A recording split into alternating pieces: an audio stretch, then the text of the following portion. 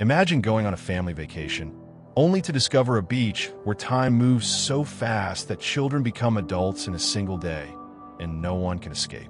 The Kappa family, Guy, Priska, and their two children, Maddox, 8, and Trent, 6, arrive at a luxurious, secluded tropical resort. The sun sparkles on the ocean, birds call in the background, and the pristine beach stretches for miles. But underneath the beauty, tension simmers. Guy and Priska are quietly struggling with the breakdown of their marriage, and Priska is secretly battling a painful stomach tumor. As they unpack, Trent quickly befriends Idlib, a local boy with a mysterious air. Idlib shows him a special code for deciphering messages, sparking Trent's curiosity. The kids explore the resort, asking other guests about their jobs, their lives, and their families. Small details hint at that something isn't right. The staff gives odd glances, and some guests behave strangely. At breakfast, the Kappas sit near another family.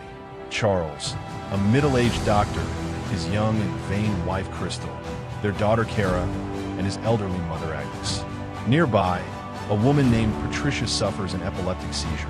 Charles and her husband Jaron rush to help, but tension is already building as Trent catches a glimpse of Idlib again, only to be shooed away by the resort manager, hinting at rules no one fully understands. Small moments of normalcy, a child asking for juice, the sun glinting on the breakfast table, are contrasted with subtle unease, foreshadowing the events to come. The families are driven by van to a private, isolated beach, surrounded by jagged rocks and thick vegetation. The beach seems idyllic at first. Soft white sand, clear turquoise water, and laughter from the children playing together.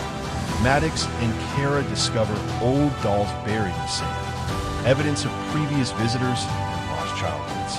Trent, swimming near a cave, discovers the body of Brendan's companion, who appears to have drowned. The adults react in shock, examining the body, while Brendan himself suffers frequent nosebleeds.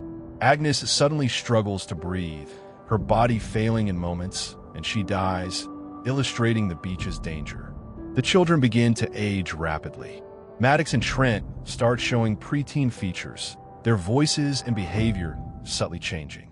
The adults notice strange phenomena. Attempts to leave the beach fail as everyone trying to cross the rocks collapses with pounding headaches. Injuries heal unnaturally fast. The corpse of the drowned woman decomposes within hours. Priska's tumor suddenly worsens, growing faster than humanly possible.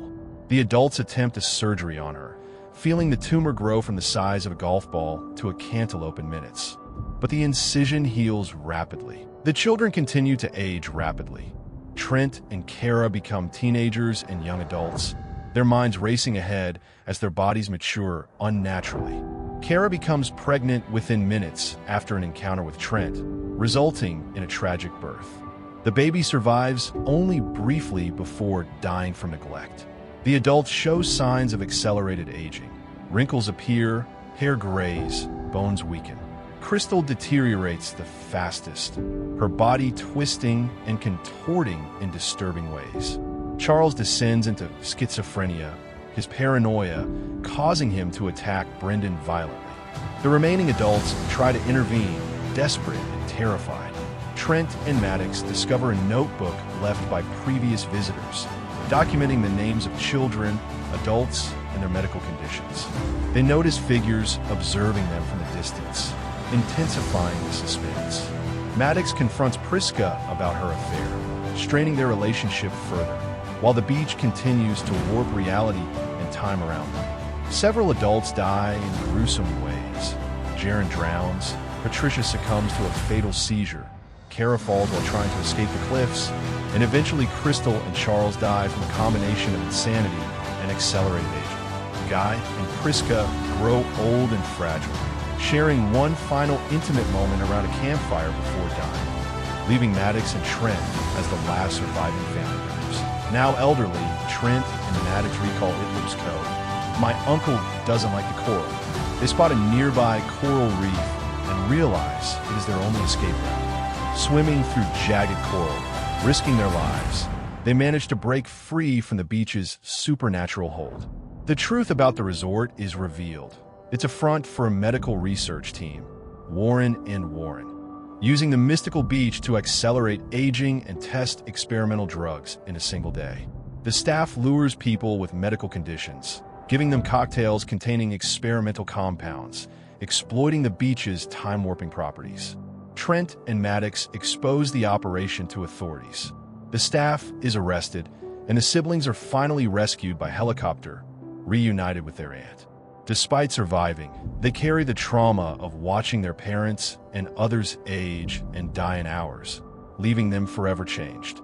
Old is a chilling reminder that time is merciless, and paradise can hide the darkest horrors.